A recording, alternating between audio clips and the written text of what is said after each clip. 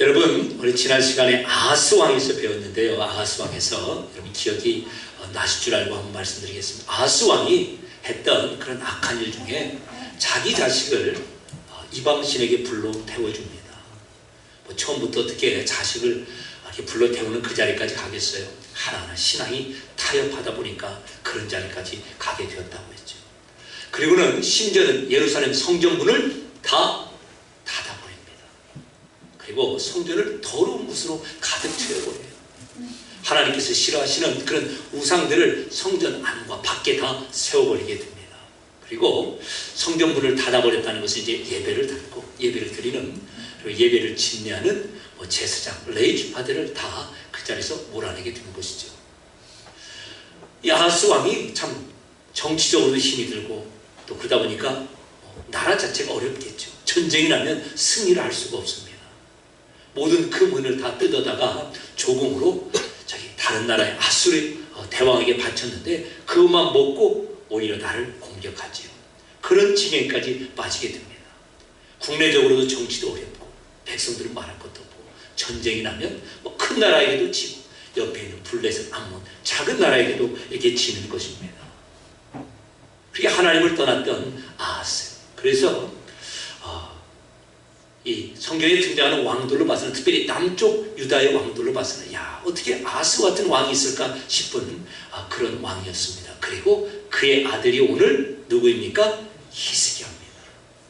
자, 그런데 참 하나님의 은혜가 얼마나 큰지 아하스와 같은 그런 아버지 밑에서 히스기야라고 하는 정말 우리에서는 상상치도 못하는 하나님을 사랑하고 하나님 앞에 제대로 살고자 하는 그런 아들이 왕으로서 나오게 되었다는 겁니다. 그래서 우선은 먼저는 하나님, 우리가 참 하나님 앞에 소원이 있습니다.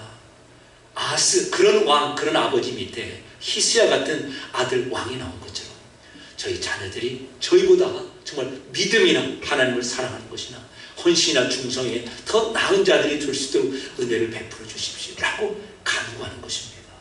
왜냐하면 이런 샘플이 있기 때문에 그렇습니다. 그래서 다시 한번 오늘 이제 히스기야 왕에 대해서 배우기 전에 그 아버지 아하스가 어떤 사람인가를 먼저 우리가 확인하고, 그런데 이런 아버지 밑에서 이런 히스기야 같은 아들이 나왔다는 것을 우리가 확인해 봅니다.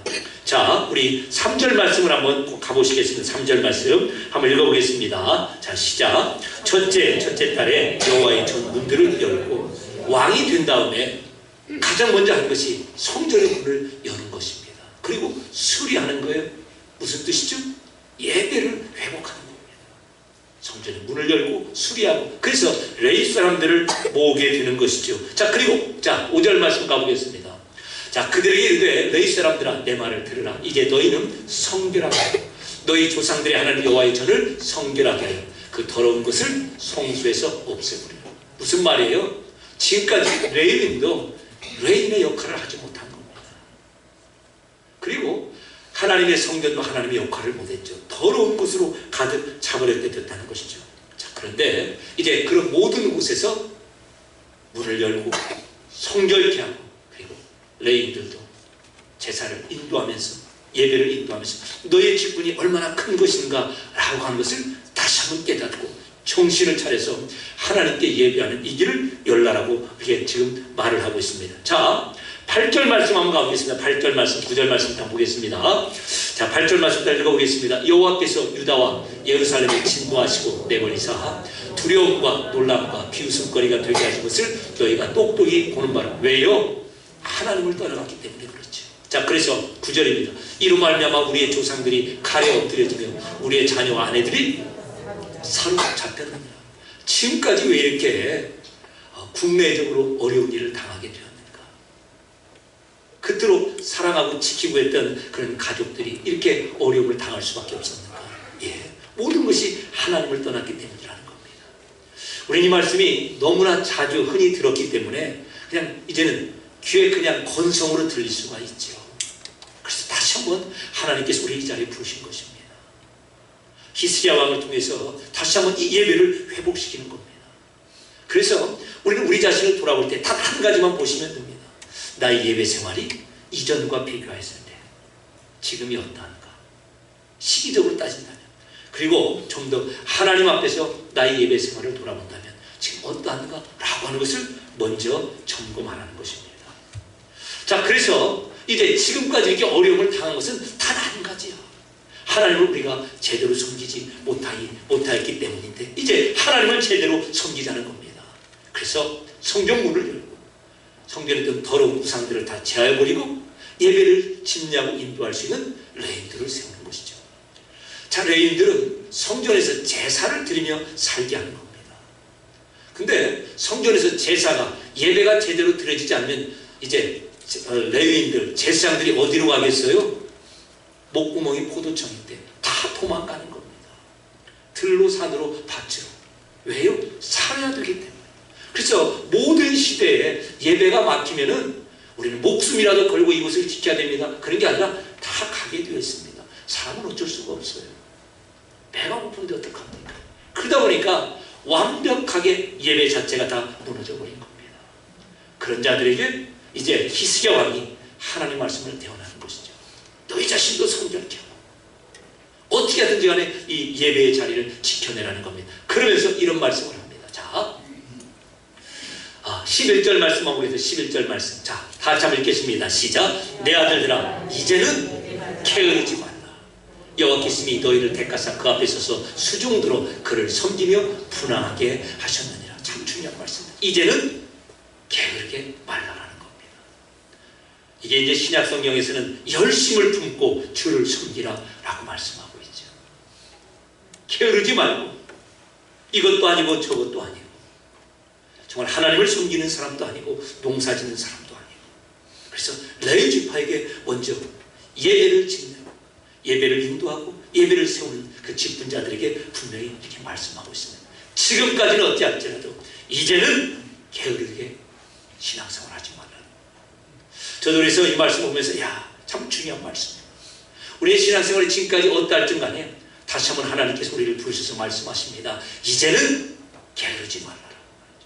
우리 한번 이 말씀을 한번 읽어보겠습니다. 시작. 이제는 게으르지 말라. 정말 이제는 게으르지 않겠습니다. 하나님께서 우리를 택하신 목적이 있죠. 우리를 통하여 예배를 받으시고 우리를 통하여 그 예배를 통하여 하나님께서 영광을 받으시는 것이죠. 교회 안에 모였을 때의 예배, 교회 밖에 나가서 삶 속에서 드려지는 그 예배를 통하여서 하나님께서 영광 받기를 기뻐하셨는데 우리가 그와 같은 삶에 게을렀다는 겁니다. 그래서 말씀하십니다. 우리를 택하신 목적이 바로 여기에 있으니 하나님만을 섬기고 이제는 게으르지 아니하는 그와 같은 자리에 서라는 것입니다. 그러면서 예배에 대한 이와 같은 전폭적인 이제 놀라운 회복을 선언합니다. 자, 열왕기하 18장 4절 말씀을 한번 가보겠습니다. 14절 보여주시죠. 열왕기하 18장 4절 말씀. 예배를 회복하면서 이제 우리 히스기야 이 왕에 대한 기록이 열왕기하, 그 다음에 역대하, 이사야서에 나오는데 열왕기하로 가면 이런 내용이 나옵니다. 한번 같이 읽어보겠습니다. 시작. 그가 여러 산당들을 제거하며 주상을 깨뜨리며 아세라 목상을 찍으며 모세가 만들었던 노뱀을 이스라엘 자손이 이때까지 향하여 분향함으로 그것을 부수고 느수단이라 일컬었더라.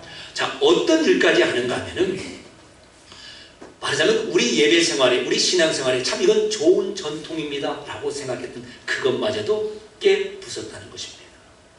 아버지 아하스가 이 성전 안에 온 이스라엘 골목 안에 세웠던 그와 같은 이방신들, 그게 바알이건 아세라건 다 이들을 철폐해버립니다. 제단들을 다 제거해버립니다.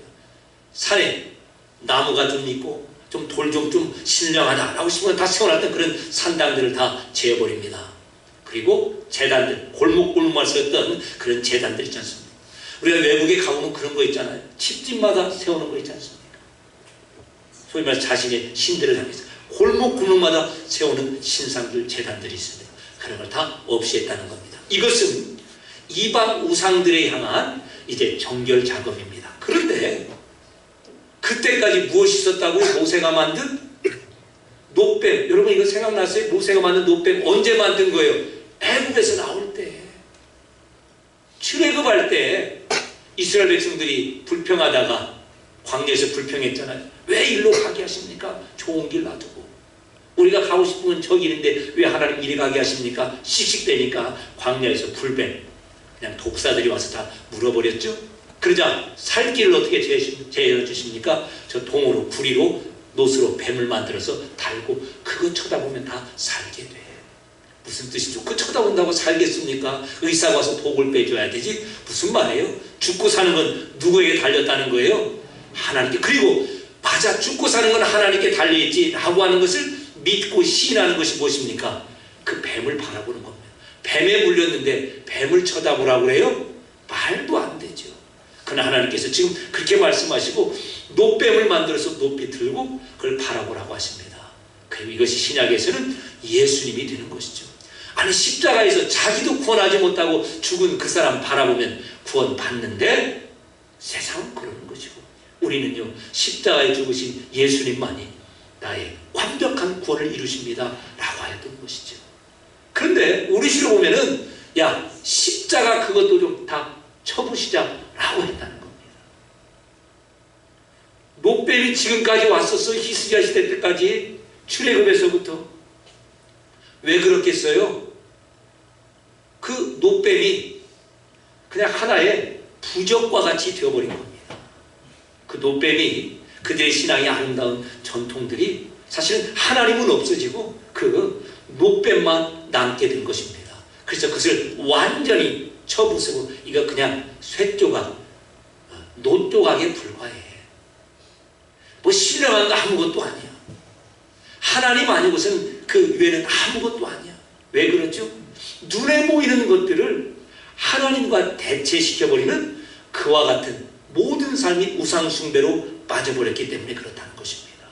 그래서 이방 우상들의 척결함과도 동시에 그들의 신앙 안에 있었던 본질이 아니면서 하나님께로 나오는 것들을 막는 그런 부분들을 담대하게 완전히 제거해버린 것입니다. 여러분, 그런 말이 있어요. 이 가운데 있는 뭐 강대상, 여기에 있는 피아노를 옮기는데 30년 걸린답니다. 그런 말씀 들어보셨죠? 어느 분이 이 강대상을 이렇게 이제 교회에 헌물을 하셨어요. 헌금을 하셔서. 근데 이게 보니까 옮겨져야 더 좋을 것 같아요. 근데 옮기면 어떻게 돼요? 큰일 나죠. 큰 싸움 나고 시험 들고. 그래서 이거 옮기는데 몇 년 걸린다고요? 30년, 내가 1년에 2cm씩 옮기는 거예요. 무슨 말이냐면은 어떤 걸 새롭게 바꾼다는 것은 쉽지 않습니다. 개혁을 한다는 게 쉽지 않아요. 교회에서도 마찬가지죠. 쭉 해왔던 것들을 이렇게 바꾼다는 것이 만만치 않습니다. 그런데 그런 교회 안에 아름다운 전통도 있고, 어떨 때는 그것이 우리를 하나님께 더 나아가고 본질적으로 하나님을 예배하는데 방해되는 그런 요소도 분명히 있다는 것입니다. 근데 그런 부분들을 히스기야는 그것마저도 완벽하게 개혁을 단행합니다. 말씀을 맺습니다. 히스기야가 왕이 된 다음에 첫 번째로 한 일입니다. 이전에 앞전에 아버지 할아버지는 어떤 일을 했는가? 군대를 정비하고 성을 쌓고 무기를 만들고 경제적으로 좋은 시스템을 만들어냅니다. 그러면서 하나님을 떠나죠. 성전문을 닫아버립니다. 그런데 히스기야는 왕이 되면서 첫 번째로 한 일이 성전의 문을 열고 하나님 앞에 예배를 회복시키는 것입니다. 다른 말로 우선순위가 회복된 것입니다. 경제도 군사력도 다 회복이 되어야 되지. 그런데 예배보다 앞서서는 아니 된다는 겁니다. 그래서 없어져야 될 것이 아니라 그만큼 하나님 앞에 서는 것이 가장 중요하고, 그리고 하나님 안에서 이것도 저것도 같이 해야 된다는 것이죠. 하나님 없이 우리가 이것도 저것도 하면 하나님께서 그 집을 지키지 아니하시면 파수꾼의 수고가 허사로다 라고 하는 그 일을 당할 수밖에 없다는 것이죠. 다시 한번 처음의 상황으로 돌아갑니다. 아스 같은 그런 아버지 밑에서 하나님께서 히스기야 같은 이런 아들을 허락하십니다. 먼저는 우리가 오늘도 간구할 때 하나님, 우리들의 자녀들이 다 그렇게 되게 하여 주십시오. 우리가 너무 쉽게 포기합니다. 그럴 일이 없습니다.